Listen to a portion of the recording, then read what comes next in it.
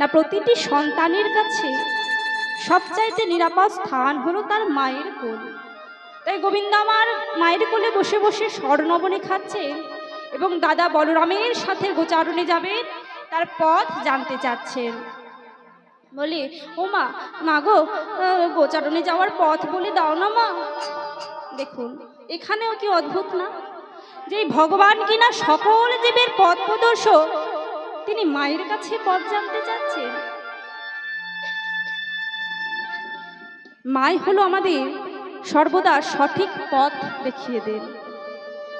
তাই গোবিন্দ আমার আজ যাচ্ছেন অসংযত ধনকে চারণ করতে। গরু হলো আমাদের অসংযত ধন। গো শব্দে গরু, গো শব্দে পৃথিবী, গো শব্দে ইন্দ্রিয়। তা গোবিন্দ আমার অসংযত ধনকে চারণ করতে যাচ্ছে। আমরাও কিন্তু এসেছি এই ভব সংসারে গোচারণ করতে। তাই আমাদেরকেও সদ্গুরু চরণ আশ্রয় করে এই গোচারণের পথ জেনে নিতে হবে। এদিকে মা বলছে, বাবা গোপাল, তুই তো এখন ছোট, তুই যেতে পারবি না বাবা, তোকে যেতে হবে না। আর পথ হলো বড়ই কণ্টকময়, বড়ই দুর্গম পথ। কিন্তু গোপাল বাবা সে তো যাবেই। বলছে, না মা, আমি গোচারণে যাবই মা, আমি গোচারণে যাব। বলে, বেশ বাবা, তাহলে যাবি, একটু সাবধানে যাস, একটু দেখে শুনে যাস, চারিদিকে লক্ষ্য রেখে যাস, কারণ পথ যে বড়ই কণ্টকময়। তাই গোবিন্দ আমার এখন মায়ের কথা মতো মায়ের চরণে প্রণাম করে মায়ের আশীর্বাদ নিয়ে এখন দাদা বলরাম এবং সখাদেরকে সঙ্গে নিয়ে গোচারণে গেলেন। আর গোচারণে গিয়ে সখাদের সাথে নানাবিধ খেলা আরম্ভ করলেন এবং খেলতে খেলতে এখন সকল সখাকে ডেকে বলছে, ওরে শ্রীদাম, সুদাম, দাম বসুদাম, তোরা সকলেই দিকে আয়, আজ একটি নতুন খেলা খেলবো।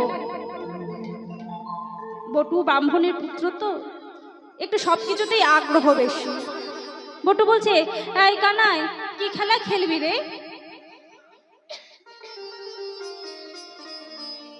গোবিন্দ আমার বললেন, শোন রে, আজ কানামাছি খেলবো, কানামাছি খেলবো, কানামাছি খেলবো, কানামাছি খেলবো, কানামাছি খেলবো, কানামাছি খেলবো। ওরে শ্রীদাম, ওরে সুদাম, কানামাছি খেলবো। ওরে ওরে শ্রীদাম, ওরে সুদাম, কানামাছি খেলবো। ওরে শ্রীদাম, ওরে সুদাম, কানামাছি খেলবো। বলছে, ওরে শ্রীরাম, সুদাম, আজ আমি একটি নতুন খেলা খেলবো, সেটি হলো কানামাছি। আমরা আজ কানামাছি খেলবো রে। বটু বলছে, হ্যাঁ রে কানাই, এই খেলাটি কেমন? বলছে, শোন শোন, এই খেলাটি হলো, এই যে আমাদের মধ্যে থেকে কেউ একজন মোড় হবে, আর যে মোড় হবে তার চোখটি অঞ্চল দিয়ে বেঁধে দেওয়া হবে। আর সেই চোখ বাঁধা অবস্থায় যদি সে এতগুলো রাখালের মধ্যে থেকে আমায় ধরতে পারে, তাহলে আজ আমি তোদের সকল সখাকে এই কেশি ঘাট থেকে বংশী বট পর্যন্ত কাঁধে করে বহন করব। রাধে। হঠাৎ গোবিন্দ আমার এমন খেলা খেললে কেন জানেন না? সখাগণ মনে মনে ভেবেছেন, আমরা তো রোজ কানাইকে কাঁধে চড়াই, রোজ কানাইকে কাঁধে চড়িয়ে কি সুখ তা আমরা পেয়েছি, তবে কানাইয়ের কাঁধে চড়ে কি সুখ তা তো আমরা পাইনি।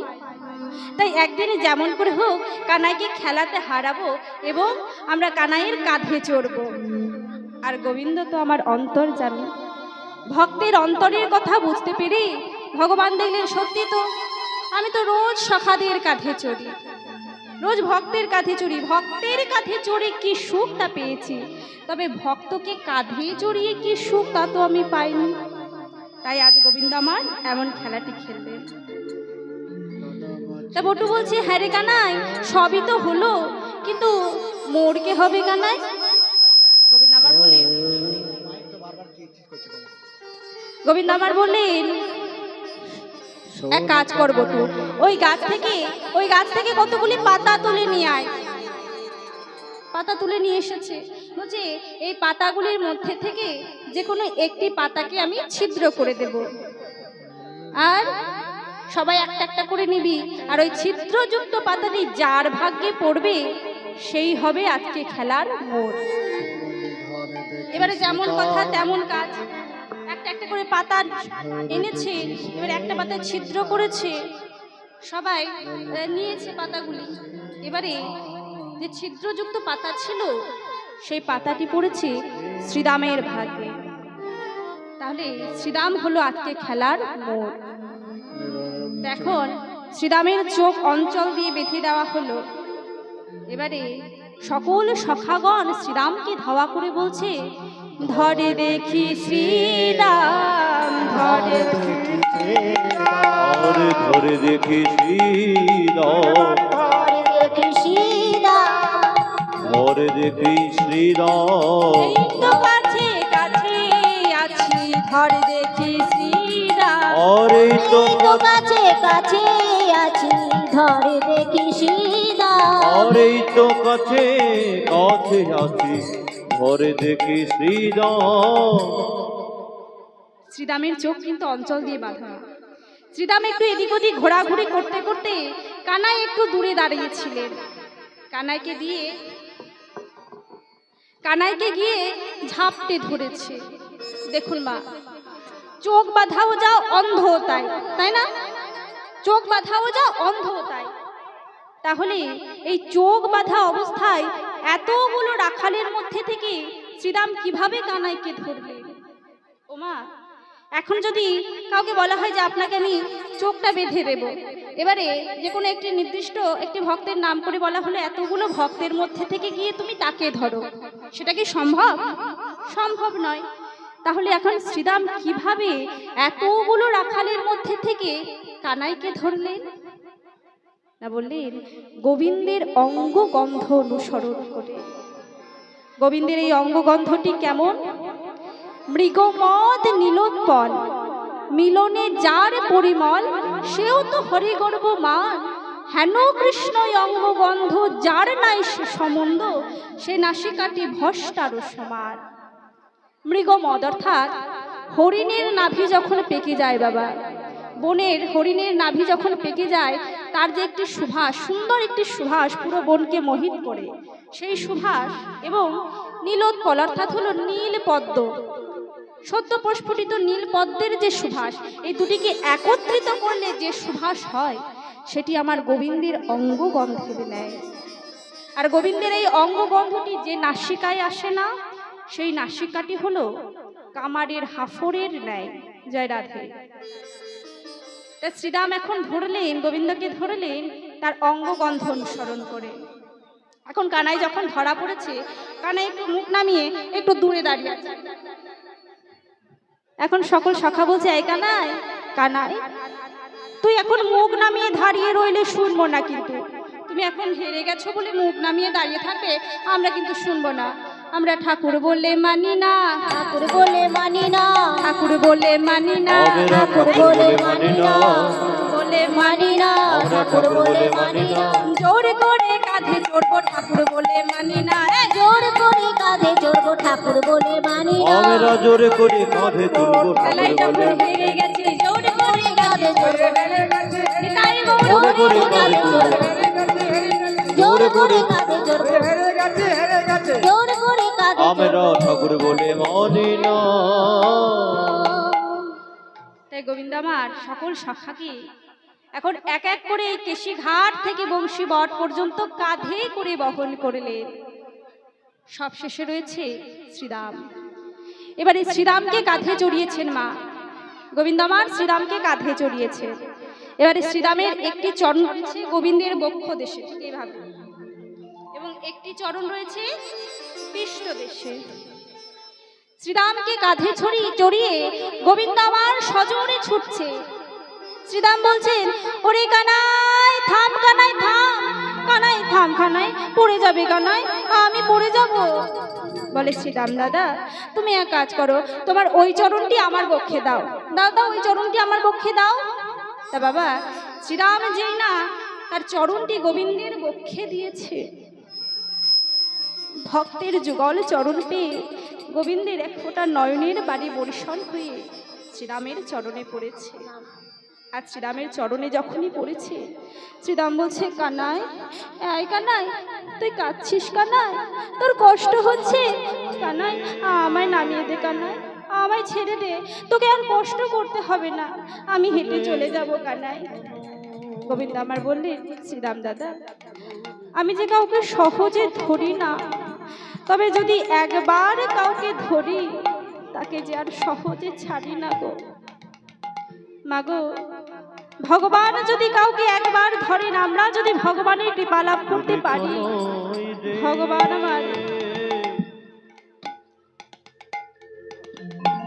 গনই রে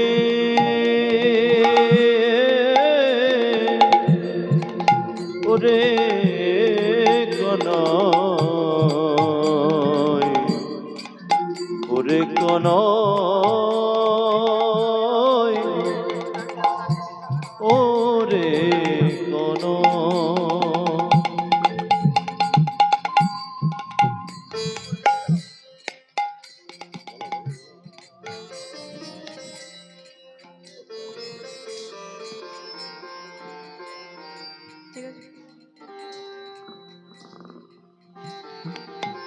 ভগবান যদি একবার কাউকে ধরে গো মা, সহজে ছাড়ে না। আমরা যদি একবার ভগবানের কৃপা লাভ করতে পারি, ভগবান আমাদের রক্ষা করে। শুধু মনে বিশ্বাসটুকু এবং প্রেমটুকু রাখতে হবে। এখানে এক ভক্তের কথা বলি, এক ভক্ত মায়ের কথা বলি। মা, এক মা বা একটি মেয়ে যে কিনা মনে প্রাণে গোবিন্দ ভক্ত, যে কিনা মনে প্রাণে গোবিন্দ ভক্ত, একটি প্রত্যন্ত গ্রামে বাস করে। রয়েছে তার বাড়িতে রয়েছে একটি 5 বছরের সন্তান এবং তার স্বামী। তা সেই মেয়েটি মনে প্রাণে গোবিন্দ ভক্ত, গোবিন্দের ভজনা করে, পুজো আর্চা করে। তো একদিন কি হয়েছে মা, তার স্বামী কর্মসূত্রে বাইরে গেছে। এবারে সে মেয়েটি তার সন্তানকে নিয়ে বাড়িতে রয়েছে। বিকালবেলায়, সন্ধ্যা লাগার ঠিক আগের মুহূর্তে, বিকালবেলায় সে মাটি ঠাকুর ঘরে গিয়ে গোবিন্দের সামনে গোবিন্দের ভজনা করছে, গোবিন্দের নাম করছেন। আর তার সন্তানকে বাইরে বারান্দায় কিছু খেলনা দিয়ে বসিয়ে রেখেছে, খেলতে দিয়েছে। তা তার সন্তানটি খেলা করছে, এদিকে মা ভগবানের নাম গান করছে, সংসারের মঙ্গল কামনা করছে, মঙ্গল কামনা করছে।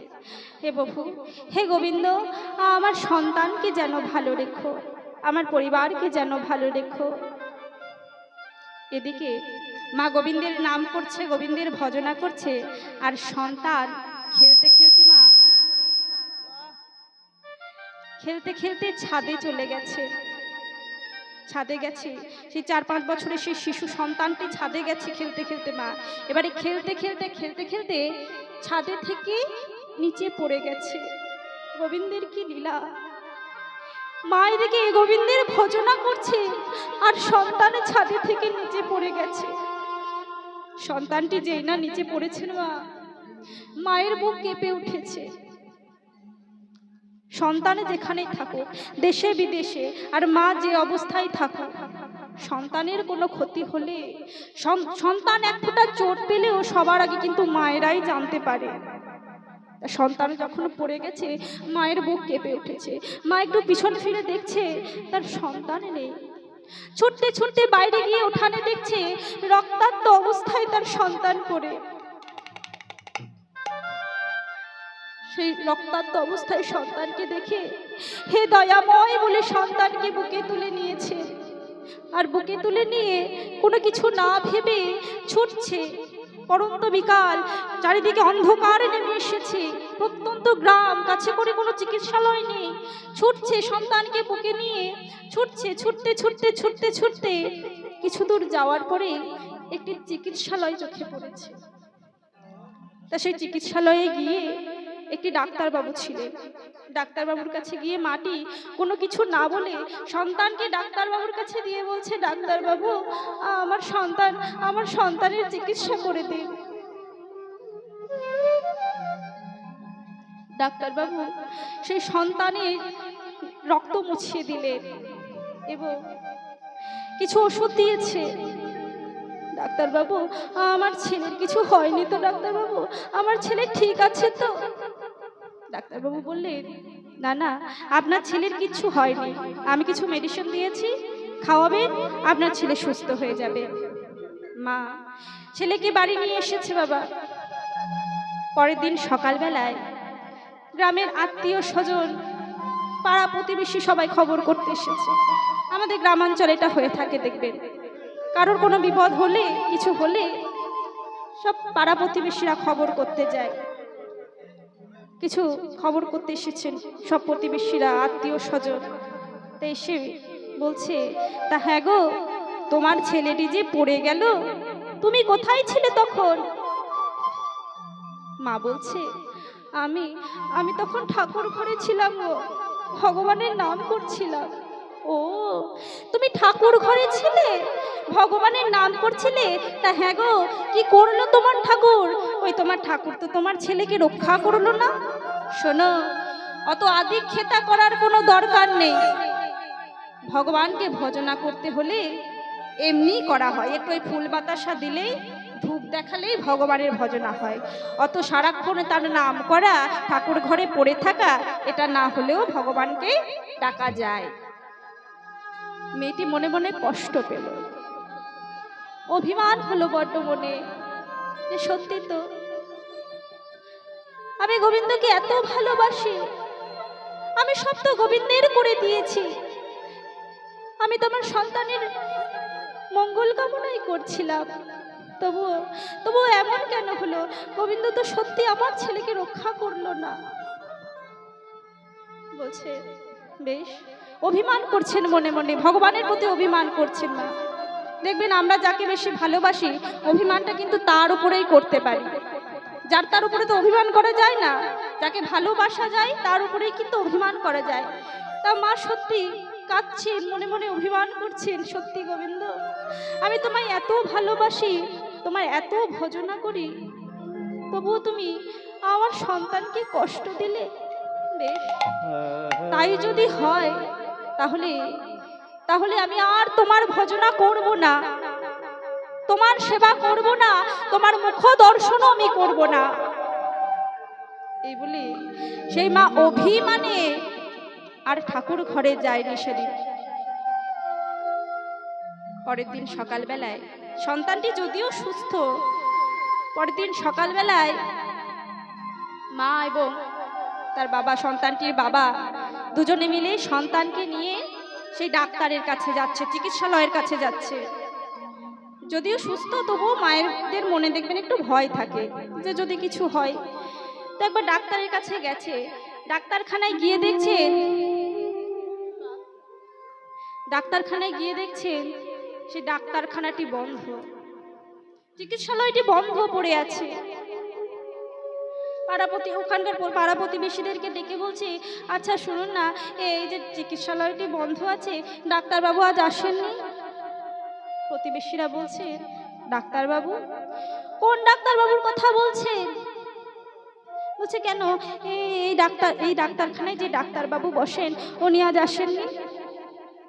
বলে, আরে এই ডাক্তারখানায় যে ডাক্তারবাবু বসেন, উনি তো আর 1.5-2 বছর থেকে এখানে আসেন না, শুনেছি উনি নাকি বিদেশে চলে গেছে। কি বলছেন? আমি তো গত পরশুদিনকে এসেছিলাম আমার সন্তানের চিকিৎসা করানোর জন্য, আর আপনি বলছেন ডাক্তারবাবু 1.5-2 বছর থেকে আসে না? বলে, না গো। কেন, দেখে বুঝতে পারছেন না? কেমন ঝুল পড়ে গেছে, ঘাস গজিয়ে গেছে, ধুলো পড়ে গেছে। ও মায়েরা, কোনো জায়গা যদি বেশি দিন ধরে বন্ধ থাকে, কেমন ঘাস গজিয়ে যায় সামনেটা, তারপর ঝুল পড়ে যায়, শ্যাওলা পড়ে যায়, ধুলো বসে যায়, তাই না? তা মা দেখছে সত্যি তো, সে মেয়েটি দেখছে সত্যি তো, আমি তো গত পরশু এসেছিলাম, তখন তো এমন কিছু ছিল না। যখন মনে মনে ভাবলে, তিনি বুঝতে পারলেন তার গোবিন্দের লীলা ছাড়া কিছুই না। বাড়িতে গিয়ে ছুটতে ছুটতে গোবিন্দের চরণে পড়ে বলছে, প্রভু, হে গোবিন্দ, তুমি এসেছিলে প্রভু, তুমি নিজের হাতে আমার সন্তানের রক্ত মুছিয়ে দিয়েছো, আমি কেমন ভজনা করি তোমার, কেমন ভালোবাসি যে তুমি এত কাছে এসেছিলে তবুও তোমায় চিনতে পারলাম না প্রভু।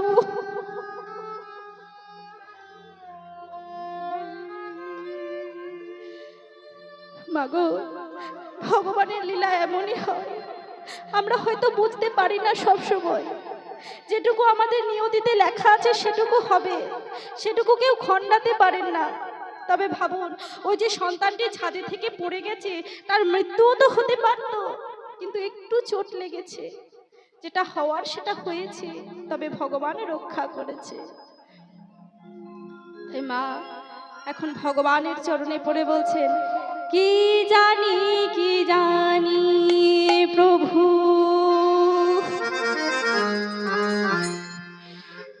কোথায় তোমার ঘর,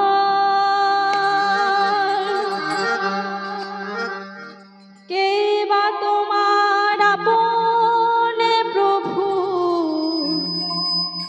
কে বা তোমার পর। কি জানি প্রভু,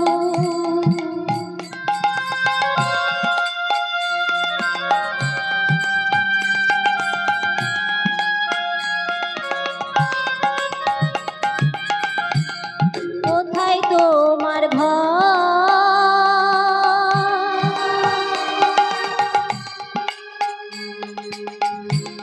কে বা তোমার আপন দয়াল, কে বা তোমার পর। ওরে কি জানি কি জানি প্রভু,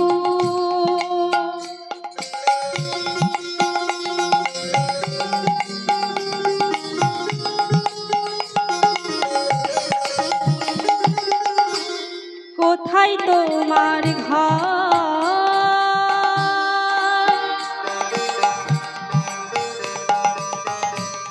কে বা তোমার আপন দয়াল, কে বা তোমার পর। ওরে কি জানি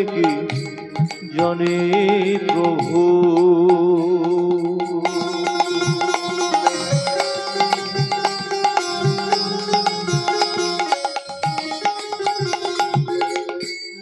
কোথায় তোমার ঘর, কে বা তোমার আপন প্রভু, কে বা তোমার পর। ভক্তির অঞ্জলি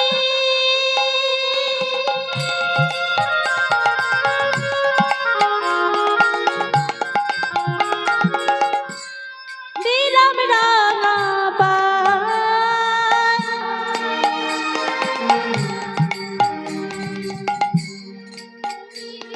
আমার দয়াল আর কেহ নয়। হরে কৃষ্ণ কৃষ্ণ কৃষ্ণ, হরে হরে, হরে রাম রাম রাম, হরে হরে। হরে কৃষ্ণ হরে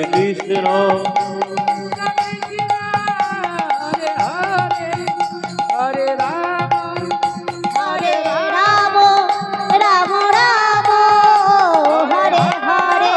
হরে হো। আর কতকাল থাকবো দয়া,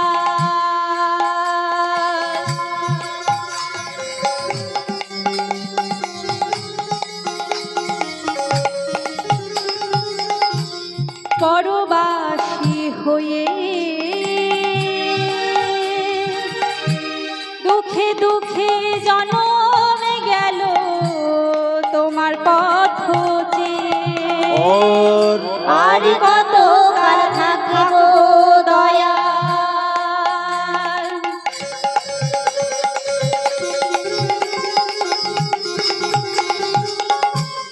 পরবাসী হয়ে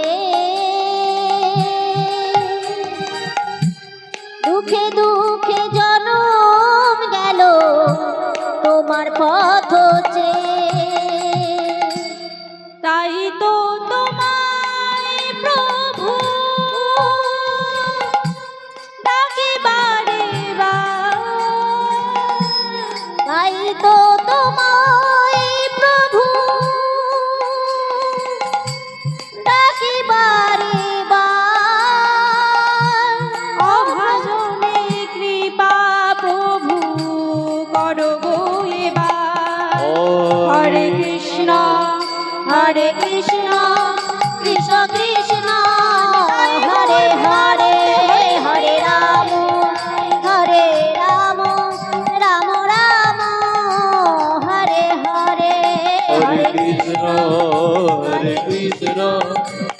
কৃষ্ণ হরে হরে হরে রাম হরে রাম রাম রাম উলুধ্বনি উলুধ্বনি হরে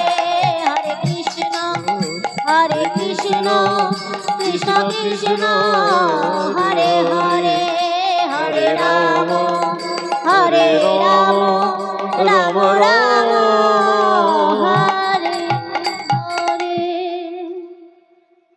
তা দেখুন না, এদিকে গোবিন্দ আমার সকল সখাকে এক এক করে বহন করলেন। এবারে নানাবিধ খেলা খেলছেন। খেলতে খেলতে যেই না সুবল সখার বদন পানে চেয়েছেন, অমনি তার রাধারানীর কথা মনে পড়ে গেছে গো। আর যখনই রাধারানীর কথা মনে পড়েছে, সুবল এবং রাধারানী হলেন খুড়তুতো ভাই বোন, তাই দুজনের মধ্যে মুখের মিল থাকাটা স্বাভাবিক। তাই যখনই রাধারানীর কথা মনে পড়েছেন মা, গোবিন্দ আমার কি করলেন? সখাগণ সঙ্গ ছড়ি যদু নন্দন, হরে সখগণ সঙ্গ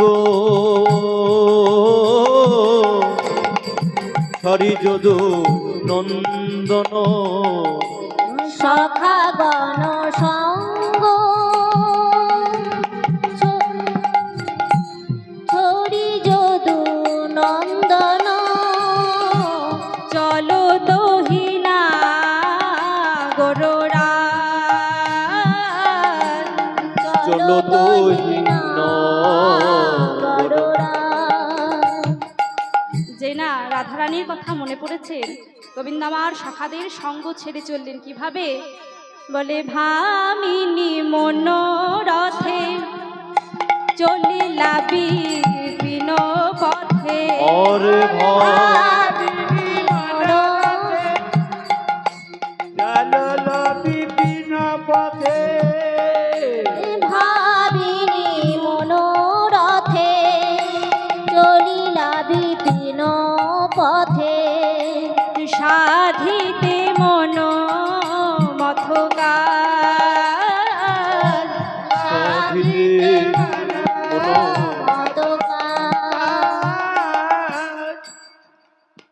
আচ্ছা মায়েরা বলুন দেখি, পৃথিবীর সবচাইতে দ্রুতগামী যানবাহন কোনটি?